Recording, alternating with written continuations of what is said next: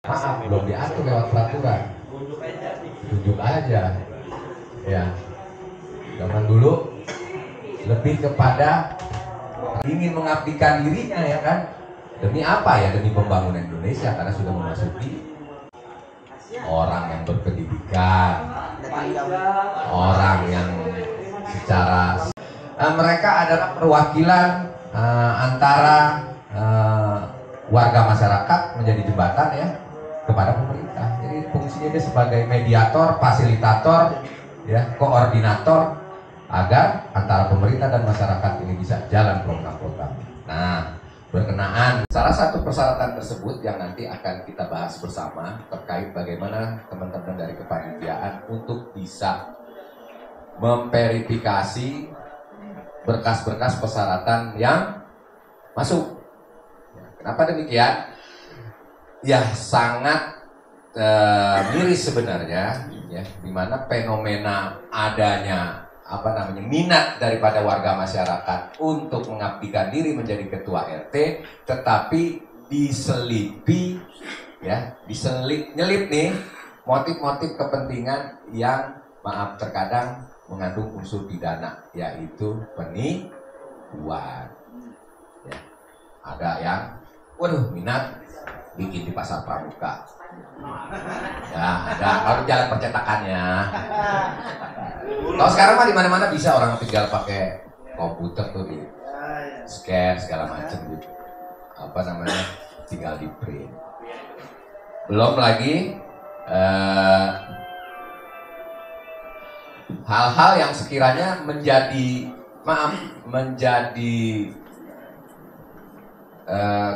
kesulitan daripada teman-teman dari tim panitia ini yang akan melakukan verifikasi terhadap berkas-berkas yang akan diajukan oleh para kandidat seperti itu. Nah, saya sih mau tanya nih, hari ini teman-teman bawa berkas pendaftaran nggak seperti yang kami sudah sampaikan? Belum? Ada yang bawa? Kenapa demikian? Maaf, kalau tiba-tiba kedapatan ada ketua RT yang terpilih yang tapi menggunakan ijazah aspal, paling tidak selain ada unsur pidana di sana, yang paling utama kita jadi kerja bakti. Ada pilihan hati, bekerja dengan aman, ya, kondusif dan sesuai dengan peraturan yang ada. Mungkin itu yang bisa saya sampaikan pada kesempatan yang baik ini sebagai pengantar, ya, terkait dengan persiapan pemilihan ketua RT.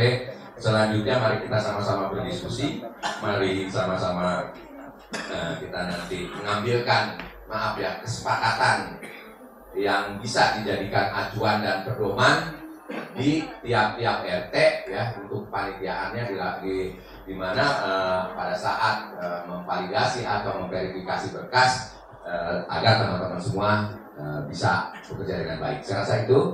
Mohon maaf atas segala kekurangan. Terima kasih atas segala perhatian. Saya tutup sementara dengan wassalamualaikum warahmatullahi wabarakatuh. Waalaikumsalam. Dalam pengertian pendidikan paling rendah setingkat SLTA. Secara kegiatan formalnya, pendidikan yang setara dengan SMA itu bisa dari SMA, SMK, atau mungkin dari yang non formal dari paket C, ya Bapak Ibu ya. Tapi sebelumnya marilah kita coba telah lagi ke belakang terkait dengan ijazah. Apa sih ijazah itu? Ijazah itu secara kosa bahasanya adalah dokumen krusial yang membuktikan pencapaian pendidikan seseorang yang dikeluarkan oleh instansi pendidikan, ya. Itu bukti bahwa seseorang itu telah melakukan pendidikan, menjalani pendidikan, dan berhasil menyelesaikan pendidikannya, ya. Tentunya dengan melalui tahapan-tahapan atau jenjang dari yang non formal TK atau PAUD, lalu ke SD dan sederajat, SMP atau yang sederajat, SMA atau yang sederajat. Nah, kembali lagi ke ciri-ciri ijazah sendiri yang ada tadi disampaikan oleh Bapak. Ada yang cetakannya gampang ya, sekarang teknologi canggih, kita bisa scan cetak, ya. Tetapi Tetap menurut kita kembali ke aslian, ciri-ciri ijazah yang asli itu sesuai dengan fisiknya pasti dia berbeda dengan kertas yang lain. Ijazah yang asli kertasnya udah pasti dia menggunakan kertas yang tebal, berbeda dengan kertas yang lain. Ya. Yang kedua, terdapat hologram. Ya, ada hologram.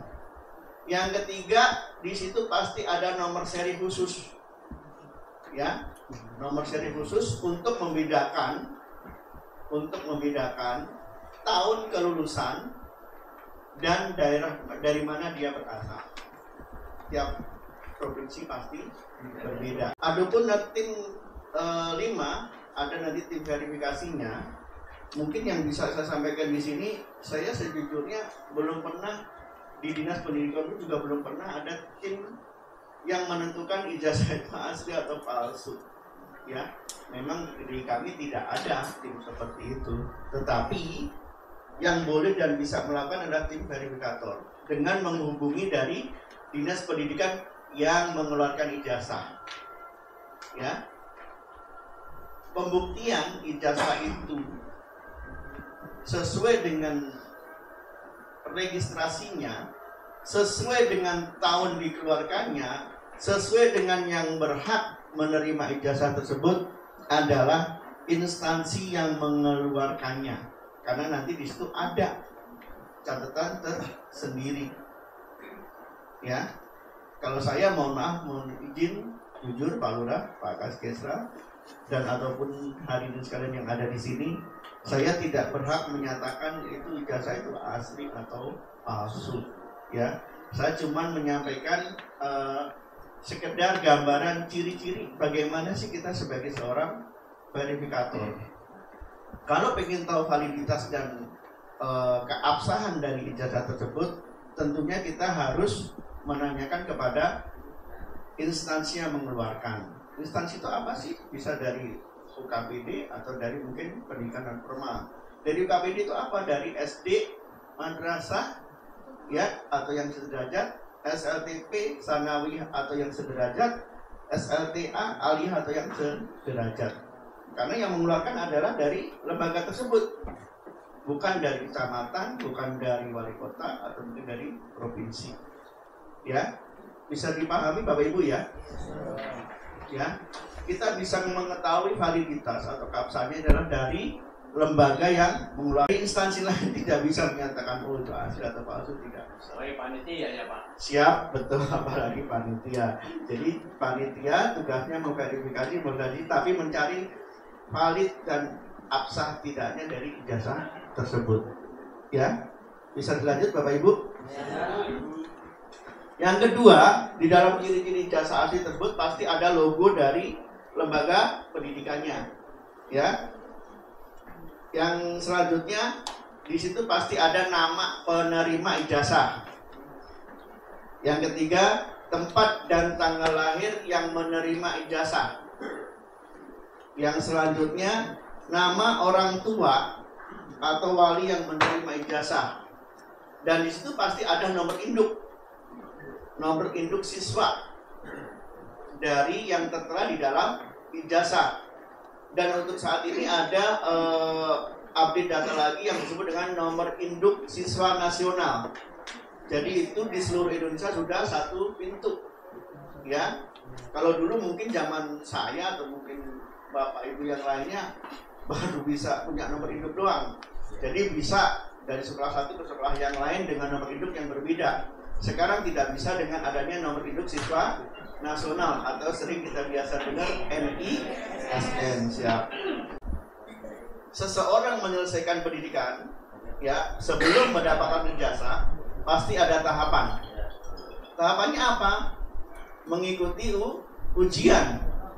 Nah, sebelum mengikuti ujian pasti dia mempunyai nomor seleksi ujian. Nanti tertera di dalam ijazah. Yang kedua, kalau ada seleksi ujian, pasti ada tempat untuk menyelenggarakan. Siapa yang menyelenggarakan ujian tersebut? Nanti juga akan ditampilkan di dalam ijazahnya. Ya. Yang selanjutnya,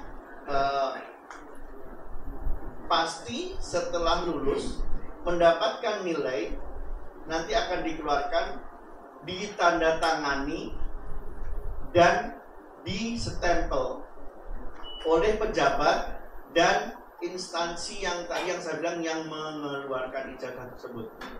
Ya, berarti di sini adalah tempat atau kota kabupaten di mana dia bersekolah. Di situ ada nama kepala sekolah beserta nomor induk kepala sekolah tersebut, ditambah lagi dengan validitasnya yaitu dengan stempel. Ya, pasti dia ada stempelnya. Dan pastikan stempel tersebut adalah, kalau yang standar yang biasa dipakai adalah warna biru, dan pastikan itu adalah stempel basah. Kalau untuk ijazah yang asli, kita bicara ijazah dulu ya Bapak Ibu ya. Kita bicara ijazah asli dulu, karena mungkin mohon maaf tim 5 nanti akan yang memverifikasi atau memvalidasinya itu melalui tahapan untuk ijazah. Itu apakah cukup dengan fotokopi legalisir atau harus menunjukkan, karena kita tidak boleh mengambil atau memegang, itu harus menunjukkan ijazah aslinya, ya, itu untuk lebih akurat, ya, lebih akurat dalam pencocokan data dengan yang dikumpulkan, karena kan nggak mungkin mengumpulkan ijazah asli ya. Ya, jadi kan fotokopi. Kalau fotokopi kita menganut legal formalnya itu harus digalisir, dan digalisirnya pun harus dengan update yang sekarang, ya. Atau paling tidak Bapak Ibu tentukan paling lambat atau maksimal berapa bulan ke belakang, ya. Karena apa? Itu untuk mengetahui validitasnya yang menandatangani, ya, legalisir ijazah tersebut. Jangan sampai yang menandatangani ijazah tersebut adalah sudah meninggal atau pensiun. Jadi kita tidak bisa memastikan, ya, betul tidak yang saat itu menjabat, betul tidak pada saat itu si A mengajukan legalisir ke sekolah berjaringan dengan plastik nilai. Jadi itu sementara itu aja. Kita bisa buka sesi tanya jawab dulu untuk ijazah. Statusnya? Siap. Assalamualaikum warahmatullahi wabarakatuh. Waalaikumsalam. Saya RW 12. Nama saya Suripto. Tahu? Saya mau bertanya, Pak. Ya. Langsung aja karena banyak rekan-rekan yang akan bertanya juga. Begini, Pak. Saya kemarin warga saya datang ke Wali Kota Dinas Pendidikan. Di sana dia mau legalisir. Nah, sampai di sana ini nggak bisa hari ini jadi. Ya, dikarenakan petugasnya yang terkait di mengurusi tanda tangan itu atau legalisir itu tidak ada di tempat, lagi di puncak. Ya, itu paling tidak 3 hari atau 2 hari baru jadi. Sedangkan besok atau sekarang ini sudah masa tutup pendaftaran ketua RT. Nah, terus bagaimana itu Pak langkah panitia? Apakah bagaimananya? Terima dulu atau apa menunggu legalisir yang akan ditandatangani? Yang kedua Pak, yang kedua ijazah itu asli, ya enggak, ini yang kedua. Ijazah itu asli tapi belum legalisir, terus fotokopinya dikasih tanpa legalisir tapi bisa menunjukkan aslinya. Itu mohon penjelasan dan arahan. Mungkin hanya sekian, terima kasih. Pak Rito, Pak RW 12, nanti mungkin akan ditambahkan juga oleh Pak Basuki. Teman-teman semua, apa yang tertuang di dalam pasal 20 Peraturan Gubernur 22 tahun 2022 adalah disebutkan berpendidikan paling rendah sekolah lanjutan tingkat atas atau sederajat dan cakap berbicara, membaca serta menulis dalam bahasa Indonesia. Itu ya, SLTA. Tadi Pak Basuki mengatakan evidence, bukti-bukti dalam hal mendukung terhadap yang bersangkutan telah melalui pendidikan sekolah lanjutan tingkat atas, kan tadi gitu ya. Satu, dia memiliki ijazah yang dikeluarkan oleh instansi yang mengeluarkannya itu. Dan sebelum dia melalui tahapan itu, dia pasti sudah melalui tahapan-tahapan pendidikan lainnya, pendidikan dasar, SD, terus mungkin ya SMP atau sanawiyah, SMA itu kan ada SMA, ada SMK, ada aliyah, atau pakai C, PKBM, STM seperti itu. Jadi hal-hal yang menjadi bukti pendukung seperti ijazah SD, SMP, alam itu adalah memang salah satu bukti pendukung. Ini ada nih, saya juga kemarin dari teman-teman nunjukin satu. Ya, nggak lupa. Yang punya SMA-nya aja, ya gimana langsung SMA gitu. Nah itu salah satu bukti pendukung itu loh Pak Rito. Selain legalisir, legalisir itu kan sebenarnya hanya sebuah proses ya, menyatakan bahwa kopi itu sesuai dengan bukti asli yang diperlihatkan. Itu ya, sesuai dengan asli yang diperlihatkan. Jadi idealnya dari teman-teman ini sebenarnya pada saat melakukan proses verifikasi, tanya ijazah SD-nya mana, SMP-nya mana, gitu ya. Kalau memang tidak ada legalisir. Ya, kalau memang tidak ada legalisir, seperti itu. Terus dia memperlihatkan tadi seperti Pak Basuki kasih tahu, ada memuat namanya, bin siapa dia di situ kan, binti siapa dia, ada nama bapaknya, ada tanggal lahirnya, ada nomor induk siswa, nomor seleksi nasional ya Pak Basuki, plus nomor induk siswa nasional, di mana apabila yang bersangkutan telah memperoleh NISN berarti dipastikan kalau di dalam ijazah itu dia ngikut ujian nasional sebagaimana yang dipersyaratkan untuk lulus menjadi mendapatkan ijazah tersebut, gitu Pak RW. Terus yang kedua tadi ijazah asli. Terus belum dilegalisir. Tapi dia asli. Aslinya ada. Ijazah mana itu? Ya. Ijazah mana? Sekolah SMA. SMA enggak, maksud saya saya luar Jakarta kan? Luar Jakarta. Ya, apa di luar Jawa itu yang menyulitkan sampai mengikuti proses verifikasi proses legalis itu sampai nggak bisa. Kan itu perlu juga kita pertanyakan hal seperti itu. Enggak, ya nanti Pak Basuki terhadap legalisir itu yang punya kapasitas melegalisir orang-orang yang punya ijazah di luar Jawa itu seperti apa? Nanti mungkin kita tanya ke Pak Basuki. Terima kasih. Pendukung yang disyaratkan sini adalah terakhir pendidikan SLTA, jadi jangan serta-merta ijazah SLTA-nya aja, ya. Itu kan ada runutannya, iya kan? Sebelum dia mendapatkan ijazah SMA, pasti dia mendapatkan ijazah SMP atau sederajat, ya. Sebelum mendapatkan ijazah SMP, pasti dia sudah lulus jenjang sekolah dasar atau madrasah yang sederajat, ya. Jadi mohon izin tim 5 terutama yang verifikator, ya mohon izin memang harus jeli dan teliti, ya. Memang kita dituntut untuk itu gitu loh. Jangan sampai tadi sampaikan oleh Bapak pimpinan ada di belakang kemudian hari ternyata ya. Berarti intinya kan ada di tim verifikator, ya. Bisa lanjut Pak Rito terkait dengan yang ijazah tadi.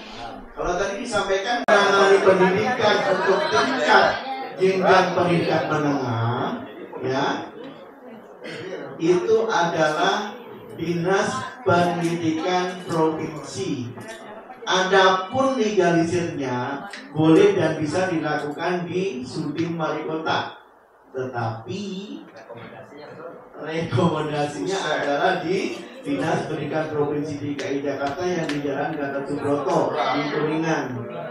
Ya, siap. Oke, sedikit sekilas tentang tata cara legalisir ijazah. Tapi sebenarnya tidak ada di materi ini sebenarnya. Kita kan mau bicarakan cuma verifikasi validasi aja ya.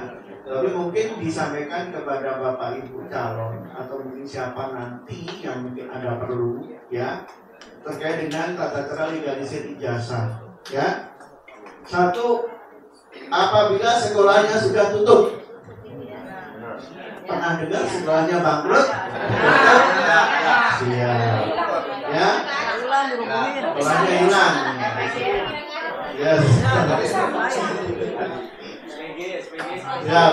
Jadi gini, Bapak Ibu untuk sekolah yang sudah tutup bagaimana? Apakah itunya ijazahnya tidak berfungsi? Tetap berfungsi. Tetap bisa kita gunakan sepanjang ijazah tersebut memenuhi syarat dan sah secara validitasnya.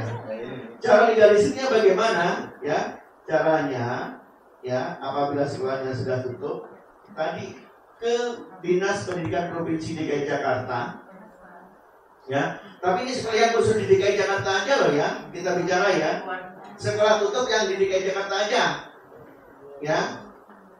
Yang di luar Jakarta nanti kita pokok bahasanya. Kita bicara yang sekolah yang ada di lingkungan kita dulu, Jakarta. Kita orang Jakarta, ya. Jadi minta rekomendasi ke Dinas Pendidikan Provinsi di Jakarta bahwasannya sekolah tersebut sudah tutup, bangkrut. Siap, ya.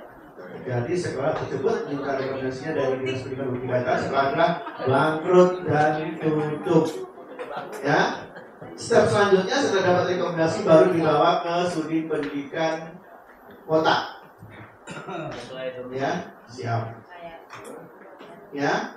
Bisa dipahami Bapak Ibu sampai sini dulu? Ya? Bisa dipahami? Yakin? Ya, kalau sekolahnya tutup, mungkin juga putra-putri kita ada case seperti itu, ya. Bagaimana legalisir ijazahnya? Itu tadi Bapak Ibu ke Kantor Pendidikan Provinsi DKI Jakarta. Ya, minta rekomendasi sesuai dengan bidangnya. Di sana ada bidang SMP, SMA, atau SMK. Pak Suki, siap. Itu yang bicara tutup. Ya. Ini kalau bicara berganti. Berganti. Dulu contoh saya STM. Ya. Sekarang menjadi SMK 56. Siap. Mohon izin, ya. Bapak. RW 17. Mohon izin. Betul nggak Pak Erik? Harus dari tim 5. Ya. Jangan hanya ketuanya atau mungkin sekretarisnya aja. 5 orang ya. Siap? Pak izin Pak. Ya, lanjut. Saya dari artinya untuk dari tanggal 15 itu sudah dibentuk PPBC. Sudah dibentuk panitia 5 Pak. Kemudian lalu dilanjut untuk pendaftaran tanggal 18 sampai tanggal 2. Nanti malam kita tutup. Terus kemudian verifikasi tanggal 23 sampai tanggal 29. Maksud saya di sini, apakah verifikasi yang tanggal 23 sampai 29 ditiadakan di sini? Ini yang sudah diadakan dari pihak kelurahan. Di RW 12 pendaftaran terakhir nanti malam. Betul. Ya itu udah disepakati kan? Ya belum. Kan udah berdasarkan forum itu. Forum ada. 23 sampai 29 itu kan verifikasi berkas. Berkas-berkas yang disampaikan para ketua RT-nya dicek dan diperiksa. Apabila ada yang kurang-kurang, ya kan, diberikan informasi kepada yang bersangkutan. Bukan berarti akhirnya verifikasi itu membuka kesempatan untuk orang mendaftar lagi. Nantinya tambah buru sih Pak. Sebaran Gitu. Ya kan. Misalnya nih yang bersangkutan hanya ijazah ngasih ijazah SMA. fotokopian saja gitu kan, tanyain ijazah SD SMP-nya. Nah, perlihatkan bukti aslinya. Terus juga nih kita sepakati juga dalam hal misalnya atas dasar keterbatasan lokasi terhadap instansi yang mengeluarkan ijazah, termasuk atas dasar situasi bahwa instansi tersebut telah tutup atau berganti nama. Nah, kita pastikan nih proses legalisirnya ya ditiadakan atau tidak, atau ada maksudnya gitu. Saya bingung Pak. Kan misalnya dia yang bersangkutan jauh, kan gitu di Jawa, tapi yang bersangkutan bisa memperlihatkan ijazahnya asli. SD SMP gitu loh. Tapi kalau sekolahnya deket ya masa legalisir gak mau gitu loh. Kayak saya Pandeglang nih, ijazah asli SD SMP ada. Ya, fotokopi. Ya tapi kan sering bolak-balik tempat itu. Kan Pandeglang luar Jawa pulang. Suwe. Atin aja. Kalau memang dia, ini kan persyaratannya kan SLTA. Kalau memang dia bisa menunjukkan ijazah SLTA asli, SMP asli, SD asli, ya udah kita sekarang nggak perlu dilegalisir. Ya udah gitu aja. Iya gitu aja.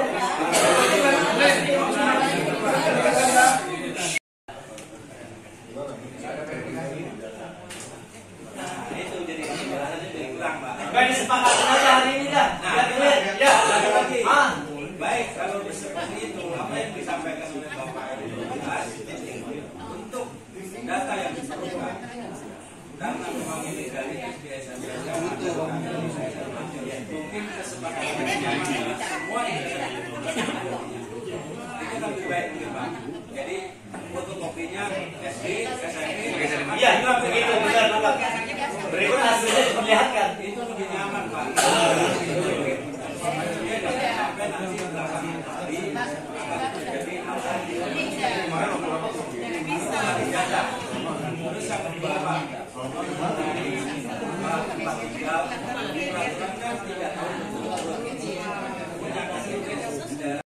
Pil kate. Iya.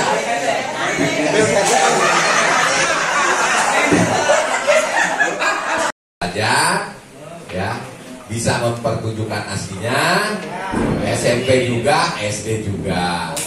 Ya, itu verifikator.